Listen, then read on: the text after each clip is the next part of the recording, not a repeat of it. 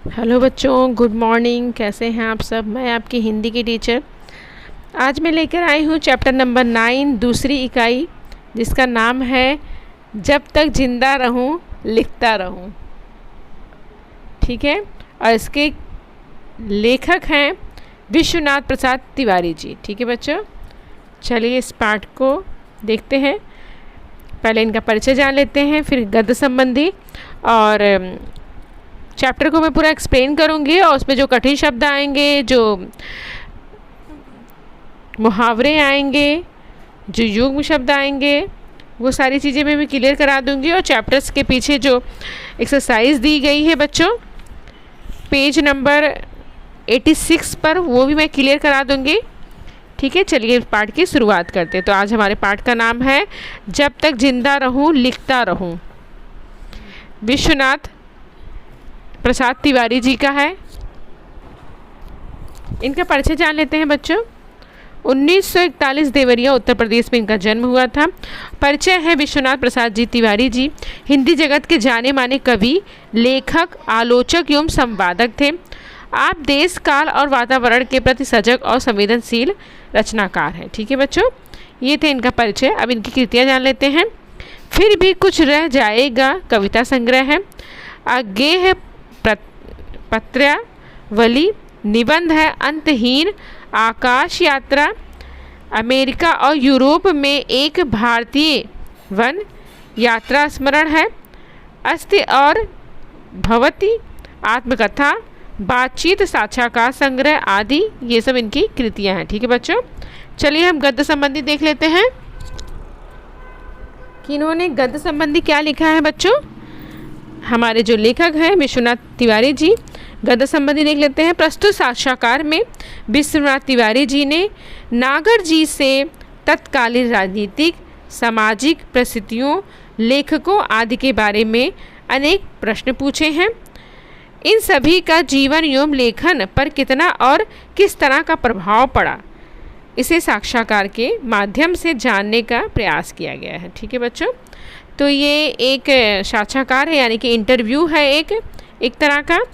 और यहाँ पर नागर जी जो हैं वो विश्वनाथ तिवारी जी से इंटरव्यू ले रहे हैं उनका। तो ये पूरा कहानी जो है ये इसी पर आधारित है। चलिए देखते हैं, स्टार्ट करती हूँ मैं। तिवारी जी: नागर जी, मैं आपको आपके लेखन के आरंभ काल की ओर ले चलना चाहता हूँ। जिस समय आपने लिखना शुरू किया उस समय का साहित्य माहौल कैसा था? किन लोगों से प्रेरित होकर आपने लिखना शुरू किया और क्या आदर्श थे आपके सामने? ठीक है, तो ये सवाल जो है ये तिवारी जी पूछ रहे हैं नागर जी से। ठीक है बच्चों, कठिन शब्द लिख लीजिए। आरंभ यानी कि प्रारंभिक दिन। ठीक है, आरंभ यानी कि प्रारंभिक दिन, माहौल यानी कि परिस्थिति, साहित्यिक यानी कि साहित्य से है। ठीक है बच्चों, यहाँ पर तिवारी जी जो है वो नागर जी से कहते हैं कि मैं आपको आपके आरंभिक दिनों की तरफ ले चलना चाहता हूँ कि आपने किससे प्रेरणा लेकर लिखना शुरू किया, किसकी प्रेरणा से आपने लिखना शुरू किया है, साहित्य का कैसा माहौल था, कैसी परिस्थिति थी, वो सारी चीज़ें हमें आप बताइए। ठीक है, एक तरह का क्वेश्चन पूछते हैं। चलिए देखते हैं आगे क्या होता है। नागर जी: लिखने से पहले जो मैंने पढ़ना शुरू किया था, आरंभ में कवियों को अधिक पढ़ता था। स्नेही जी, अयोध्या सिंह उपाध्याय की कविताएं ज़्यादा पढ़ी। छापे का अक्षर मेरा पहला मित्र था। ठीक है बच्चों, अब यहाँ पर नागर जी कह रहे हैं मैंने लिखने से पहले क्या करना शुरू किया? पढ़ना शुरू किया। ठीक है, क्या करना शुरू किया? पढ़ना शुरू किया। आरंभ में यानी कि स्टार्टिंग में कवियों को ज़्यादा पढ़ता था। ठीक है, कौन कौन से कवियों को पढ़ते थे? अंडरलाइन कर लीजिए। स्नेही जी, अयोध्या सिंह उपाध्याय की कविताएं ज़्यादा पढ़ी थी। ठीक है, आपको क्वेश्चन पूछा जाएगा कौन से कवियों को ज़्यादा पढ़ा था, तो स्नेही जी, अयोध्या सिंह उपाध्याय की कविता ज़्यादा पढ़ी थी। छापे का अक्षर उनका पहला मित्र था। ठीक है, अंडरलाइन कर लीजिए इस लाइन को, छापे का अक्षर। ठीक है, मित्र का विलोम शब्द क्या होता है बच्चों? शत्रु होता है। लिख लीजिए ये भी आप लोग। घर में तो पत्रिकाएं मंगाते थे पितामह, पितामह यानी कि पिताजी। 2 मैगजीन्स मंगाई जाती थी घर में। कौन मंगाता था? पिता माँ यानी कि पिताजी मंगाते थे, ठीक है। एक सरस्वती और दूसरी गृहलक्ष्मी। दोनों पत्रिकाओं के नाम पूछे जाएंगे, मैगजीन्स के नाम पूछे जाएंगे एग्जाम में, अंडरलाइन कर लीजिए, सरस्वती और गृहलक्ष्मी, ठीक है।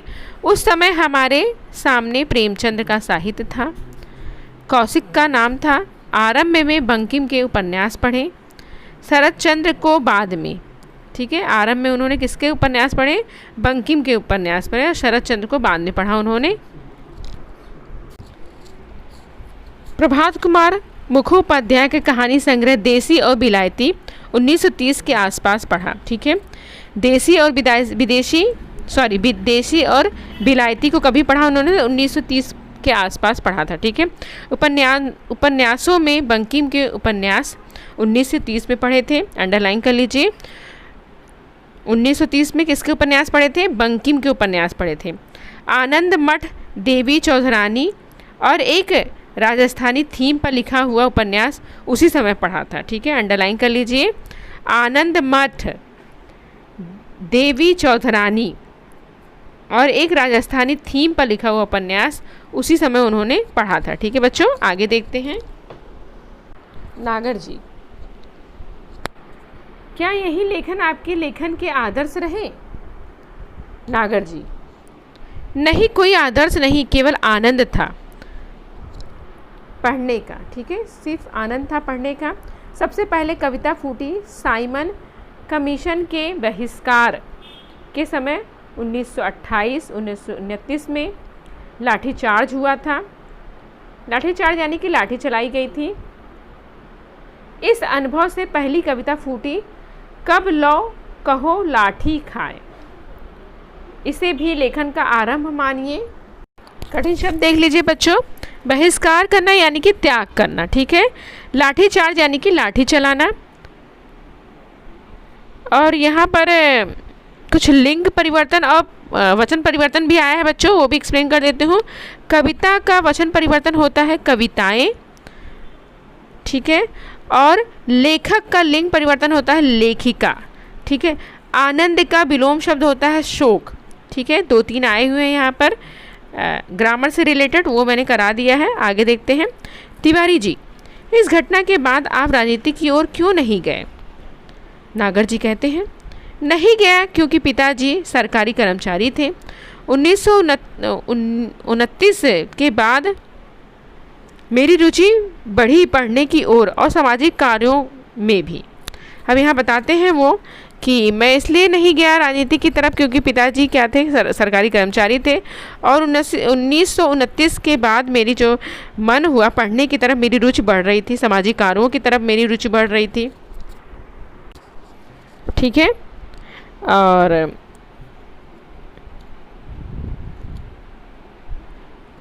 लेकिन मेरी पहली कहानी छपी 1933 में, अपशगुन, अंडरलाइन कर लीजिए बच्चों।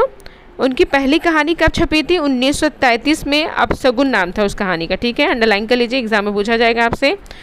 तुम्हारे गोरखपुर के मनन द्विवेदी लिख रहे थे उस दिन। चंडी प्रसाद हृदयेश थे।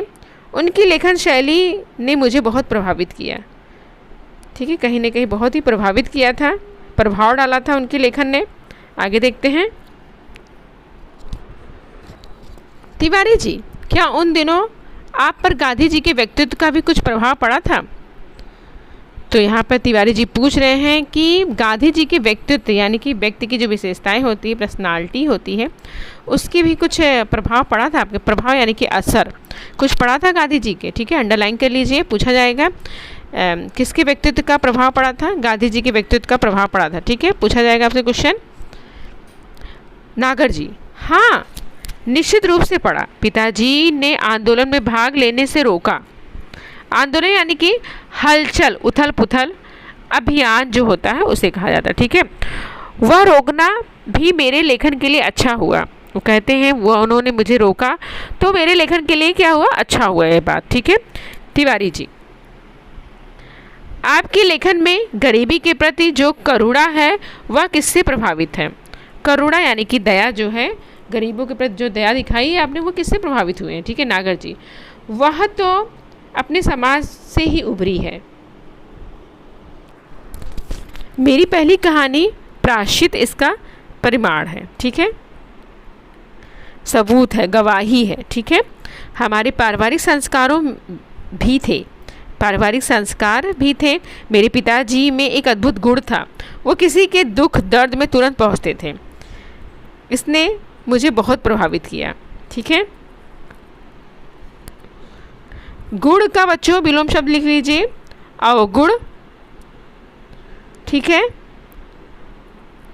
अगुण का उपसर्ग होगा अवगुण। ठीक है, उपसर्ग जो होगा अवगुण होगा और विलोम शब्द भी अवगुण होगा। ठीक है बच्चों, चलिए देख लेते हैं आगे। तिवारी जी, उस समय तो क्रांतिकारी आंदोलन भी हो रहे थे, क्या उन पर भी आपका प्रभाव पड़ा था? नागर जी, उसी से तो पिताजी ने डांटा और रोका। काकोरी बम कांड हो चुका था, 1921 में आंदोलन तेज हो गए थे। ठीक है, काकोरी बम कांड यानी कि एक हिंसक घटना। ठीक है, अंडरलाइन कर लीजिए। काकोरी बम कांड कब हुआ था? 1921 में आंदोलन तेज हो गए थे। ठीक है, तेज का विलोम शब्द बच्चों धीमा होता है, लिख लीजिए आप लोग। क्या सामाजिक आंदोलनों जैसे आर्य समाज का भी आप पर प्रभाव पड़ा था? ये क्वेश्चन पूछ रहे हैं तिवारी जी। ठीक है, नागर जी से। नागर जी कहते हैं आरंभिक असर थोड़ा ज़रूर था मेरे ऊपर। मेरे पिताजी में एक अच्छी बात थी कि उन्होंने मुझे सामाजिक आंदोलनों में जाने से कभी नहीं रोका। आंदोलन यानी कि उथल पुथल, हलचल जिसे कहते हैं। जवाहरलाल नेहरू से मेरी भेंट 1933 में हुई थी। ठीक है, अंडरलाइन कर लीजिए। 1933 में जवाहरलाल नेहरू से उनकी भेंट हुई थी। उनकी माँ मेडिकल कॉलेज में दाखिल थी और उसी समय मेरा छोटा भाई भी वहाँ दाखिल था। नेहरू जी जेल में थे। उनकी माँ के पास कुछ कश्मीरी लोगों से छोड़कर कोई आता जाता नहीं था। मैं उनकी माता जी के पास रोज़ जाता था।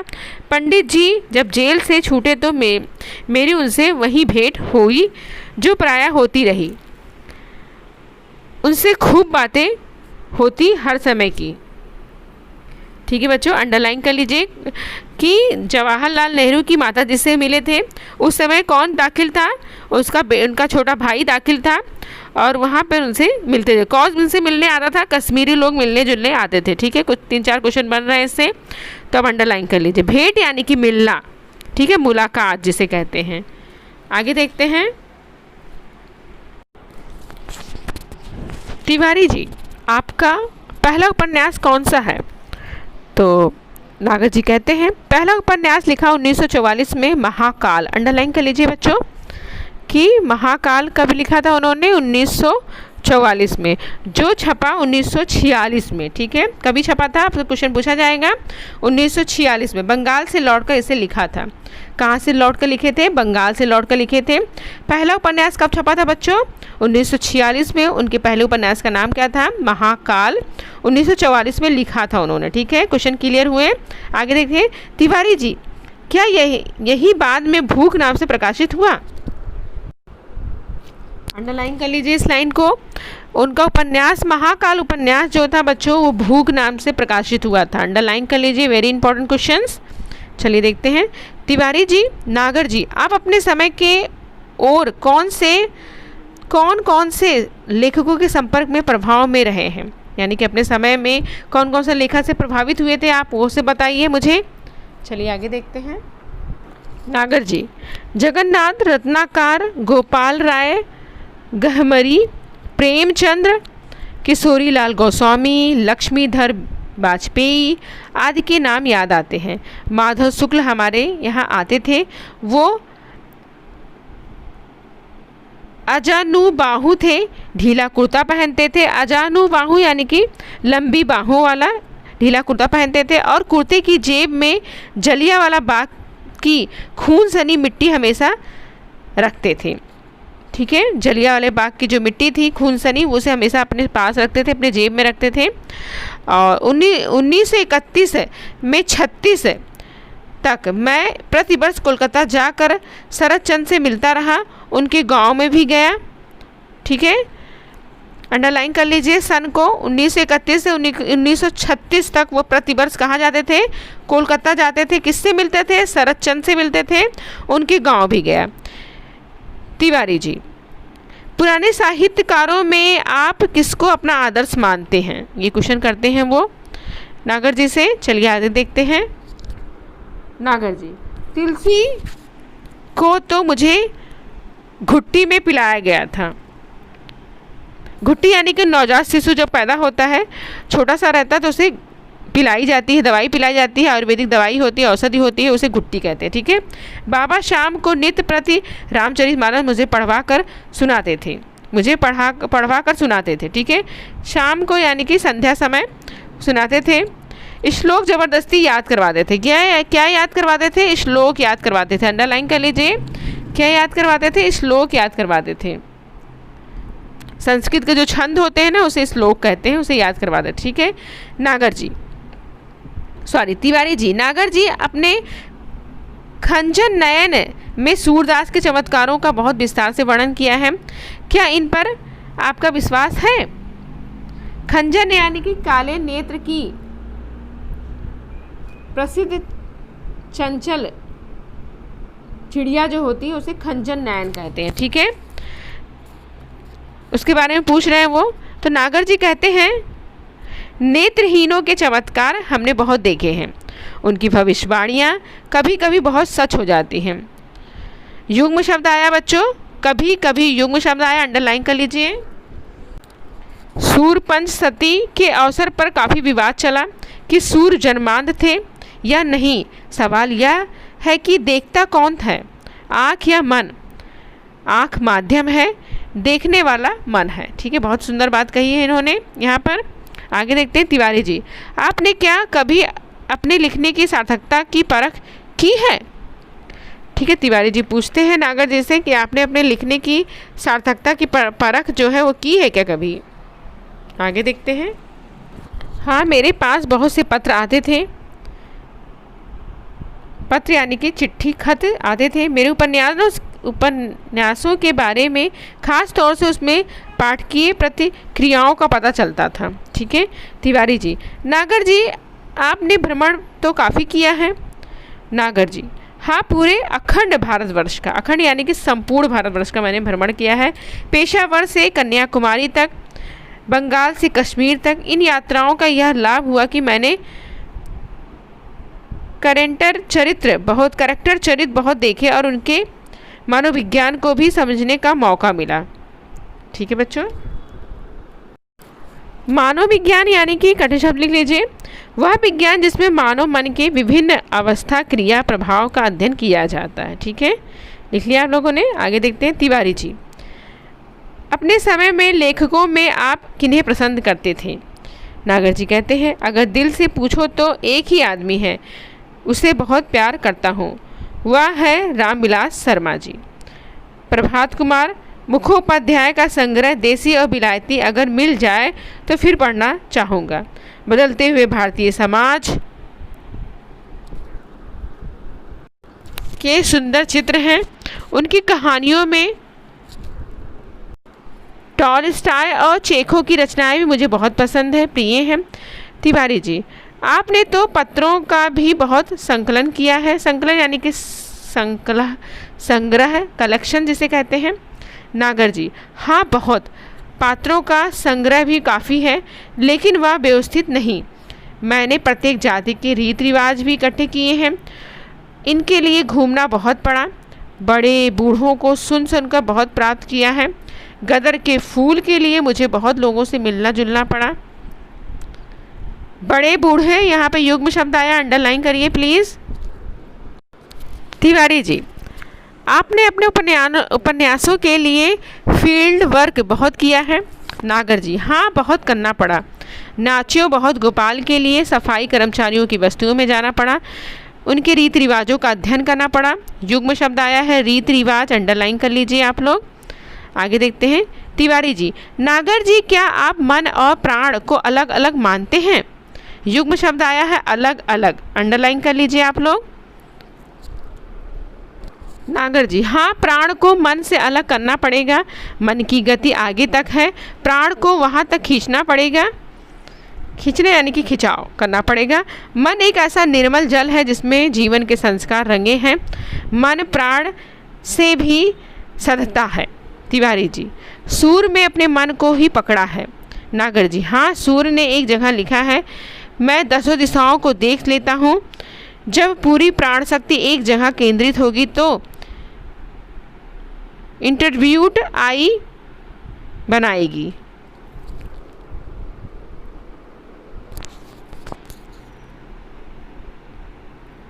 विदेशी शब्द आया है बच्चों यहाँ पर इंटरव्यूट, यानी कि विदेशी शब्द आया है मनुष्य के अंतर मन की आँखें। ठीक है तिवारी जी, नागर जी, हम लोगों ने बहुत आपका समय लिया है, बल्कि आपकी उम्र और स्वास्थ्य का भी लिहाज नहीं किया है। नागर जी, स्वास्थ्य ठीक है मेरा। पत्नी की मृत्यु के बाद एक ट्यूटन आ गई है थी, लेकिन फिर मैंने सोचा कि लिखने से सिवाय कोई चारा नहीं है। तुम लोग यह मानो कि जब तक जिंदा रहूं लिखता रहूं, एक नाव के यात्री से। ठीक है बच्चों, तो यहाँ पर समाप्त होता है ये पाठ, और आशा है मुझे आपको ये सारे डाउट्स क्लियर हो गए होंगे। चलिए हम चलते हैं चैप्टर्स के पीछे जो एक्सरसाइज दी गई है वहाँ पर चलते हैं, वो भी क्लियर करा देती हूँ। पेज नंबर 86 ओपन कर लीजिए सब लोग, और मैं क्लियर करा देती हूँ, एक एक करके आंसर्स बता देती हूँ आपको। पहला है, कृतियाँ पूर्ण कीजिए। अमृत नागर जी के साहित्य और सृजन में सहायक। ठीक है, लेखक लिखना है आपको, पत्रिकाएँ लिखनी है, दोनों लिखने हैं हमें। ठीक है, 2 पॉइंट्स लिखने हैं दोनों के। और क्वेश्चन नंबर 2 है, उत्तर लिखिए। नागर जी की पहली कविता की पृष्ठभूत करने वाला अनुभव कवि था, और नागर जी ने अपने पिता जी ने इन गुण से प्रभावित थे। कौन से गुण से प्रभावित थे वो लिखना है हमें। चलिए इसके आंसर बता देते हैं। तो पहले क्वेश्चन का आंसर हमारे हैं, अमृत नागर जी के साहित्य सृजन में सहायक थे। लेखक और पत्रिकाएँ थी, मैगजीन्स कौन कौन सी थी। पहला है लेखक स्नेही जी अयोध्या सिंह उपाध्याय। ठीक है, लेखक थे। और पत्रिकाएँ जो थी वो हैं सरस्वती और गृहलक्ष्मी। ठीक है, मैंने अंडरलाइन भी कराया था आपको ये आंसर्स। ठीक है, लिख लिया आप लोगों ने। लेखक जो हैं स्नेही जी हैं, और दूसरे लेखक हैं अयोध्या सिंह उपाध्याय जी हैं, और हमारी मैगजीन्स जो हैं वो हैं सरस्वती और गृहलक्ष्मी। ठीक है, वीडियो पॉज करके आंसर्स लिख लीजिए आप लोग। चलिए देखते हैं आगे के क्वेश्चन नंबर 2 की तरफ जाते हैं। नागर जी की पहली कविता किससे अनुभव था उनका, तो 1928 से 1929 में साइमन कमीशन के बहिष्कार के समय किए गए लाठीचार्ज के अनुभव से नागर जी ने पहली कविता को प्रभावित किया था। ठीक है बच्चों, और दूसरा है, नागर जी अपने पिताजी के किन गुणों से प्रभावित थे, तो अपने पिता के किसी भी गुण से वो किसी के दुख दर्द में तुरंत पहुंचते थे। उनके जो पिता थे बच्चों, वो किसी भी दुख दर्द में तुरंत पहुंचते थे, किसी के भी। इस गुण से नागर जी बहुत ही प्रभावित थे। आगे देखते हैं, क्वेश्चन नंबर 3 जाते हैं। कोष्ठक में दी गई नागर जी की साहित्यिक कृतियों का वर्गीकरण करना है। तो कब लो कहो लाठी खाए खंजन नयन, अपशगुन नाचो बहुत गोपाल, महाकाल प्राश्चित गदर के फूल। ठीक है, तो कौन सी कहानी है, कौन सा उपन्यास है, कौन सी कविता है, कौन सा अन्न है, ये सारी चीज़ें हमें लिखनी है। 4 कॉलम हमारे पास दिए गए हैं, तो हमें छांट कर इसके आंसर्स लिखने हैं। ठीक है बच्चों, चलिए देख लेते हैं इसके आंसर्स भी। इसके आंसर हैं बच्चों, कहानी में है अपशगुन और प्राश्चित आए थे। उपन्यास में नाचो बहुत गोपाल, महाकाल खंजन नयन आया था। कविता में कब लो कहो खाए, और अन्य में आया था गदर के फूल। ठीक है बच्चों, लिख लीजिए आप लोग, वीडियो को पॉज करके इसके आंसर्स लिख सकते हैं। चलिए आगे देखते हैं, क्वेश्चन नंबर 4 की तरफ जाते हैं। नागर जी के समकालीन साहित्यकार कौन कौन से थे बच्चों, नागर जी के समकालीन साहित्यकार कौन कौन से थे, लिखना है हमें। 4 बॉक्स मिले हैं हमें, उसमें हमें आंसर्स लिखने हैं। चलिए देख लेते हैं इसके आंसर्स। जगन्नाथ रत्नाकर, नंबर 2 है प्रेमचंद, नंबर 3 है शरद चंद्र, नंबर 4 है माधव शुक्ल। ठीक है बच्चों, 4 हमें आंसर्स लिखने थे, ये मैंने बता दिए हैं। जगन्नाथ रत्नाकर है, नंबर 2 है प्रेमचंद, नंबर 3 है शरद चंद्र, नंबर 4 है माधव शुक्ल। ठीक है बच्चों, चलिए आगे देख लेते हैं। क्वेश्चन नंबर 5 पे जाते हैं बच्चों। यहाँ पर कार्य लिखना है आलोचक के और रचनाकार के। ठीक है, पहला क्वेश्चन हमारा कार्य से है जिसमें आलोचक और रचनाकार लिखने हैं। दूसरा बॉक्स दिया गया है यहाँ पर नागर जी के प्रिय विदेशी लेखक कौन है, वो लिखने हैं हमें, विदेशी लेखक लिखने हैं इनके। चलिए देख लेते हैं, 2 लिखने हैं हमें, चलिए देख लेते हैं। कार्य है आलोचक और रचनाकार की समीक्षा करना और रचनाकार का रचना करना। ठीक है बच्चों, आलोचक का समीक्षा करना और रचनाकार का रचना करना, ये कार्य होता है। चलिए देख लेते हैं आगे के क्वेश्चंस। और नागर जी के प्रिय विदेशी लेखक हैं टॉलस्टॉय और चेखव जी। ठीक है, ये 2 लेखक आए हुए हैं, विदेशी लेखक हैं। वीडियो पॉज करके इनके नाम लिख लीजिए बच्चों। चलिए देखते हैं आगे। क्वेश्चन नंबर 6 है, एक शब्द में उत्तर लिखना है। नागर जी के प्रिय लेखक थे, नागर जी के प्रिय आलोचक। अपनी इस रचना के लिए नागर जी बहुत लोगों से मिलना जुलना पड़ा था। नागर जी के पहला उपन्यास कौन सा था। ठीक है, 4 क्वेश्चन है हमारे सामने, इसके आंसर एक शब्द में लिखने हैं हमें। ठीक है, चलिए मैं बता देती हूँ आपको। नागर जी के प्रिय लेखक थे रामविलास शर्मा जी। नागर जी प्रिय आलोचक थे पाठकीय प्रक्रिया देने वाले पत्र लेखन। और क्वेश्चन नंबर 3 है, अपनी रचना के लिए नागर जी को बहुत लोगों से मिलना जुलना पड़ा था, किससे, गदर के फूल के लिए। ठीक है, नागर जी का पहला उपन्यास है महाकाल। ठीक है बच्चों, लिख लीजिए आप लोग। चलिए आगे के क्वेश्चंस देखते हैं। जोड़ियाँ मिलानी है, आ और खा दिया गया है, रचना और रचनाकार, देसी और बिलायती, अपशगुन, आनंद मठ और रामचरित मानस। ठीक है बच्चों, इसके आंसर्स हमें लिखने हैं। और बा में हमें दिया गया है अमृतलाल नागर, तुलसीदास, और उसके बाद प्रभात कुमार मुखोपाध्याय, बंकिम चंद्र चटर्जी और सूरदास। तो इसका आंसर है बच्चों देसी और बिलायती जो है प्रभात कुमार मुखोपाध्याय का है, अपशगुन जो है अमृतलाल नागर जी का है, और आनंद मठ जो है विक्रम चंद्र चटर्जी का है, और रामचरित मानस जो है तुलसीदास जी का है। ठीक है बच्चों, चारों की जोड़ियाँ मैंने मिला दी है। चलिए आगे क्वेश्चन देखते हैं।